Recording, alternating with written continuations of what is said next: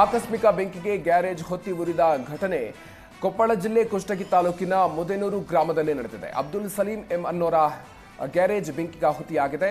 ಇನ್ನು ಬೆಂಕಿಗೆ 10ಕ್ಕೂ ಹೆಚ್ಚು ಬೈಕ್ಗಳು ಸುಟ್ಟು ಕರಕಲಾಗಿದ್ದು 20 ಲಕ್ಷ ನಷ್ಟ ಉಂಟಾಗಿದೆ. ಅಗ್ನಿಶಾಮಕ ದಳ ಸಿಬ್ಬಂದಿ ಬೆಂಕಿಯನ್ನು ನಂದಿಸಿದ್ದಾರೆ.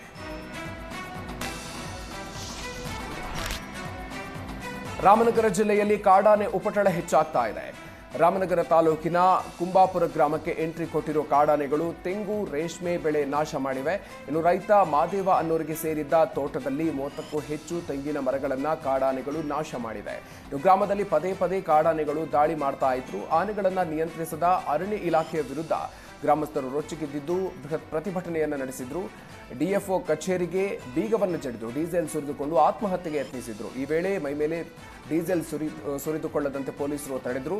ಮತ್ತೊಂದು ಕಡೆ ವಿಷದ ಬಾಟಲಿ ಹಿಡಿದು ಕೆಲ ರೈತರು ಕಾಡನ್ನು ನಿಯಂತ್ರಿಸದೇ ಇದ್ರೆ ಆತ್ಮಹತ್ಯೆ ಮಾಡಿಕೊಳ್ಳುವುದಾಗಿ ಎಚ್ಚರಿಕೆಯನ್ನ ನೀಡಿದ್ರು.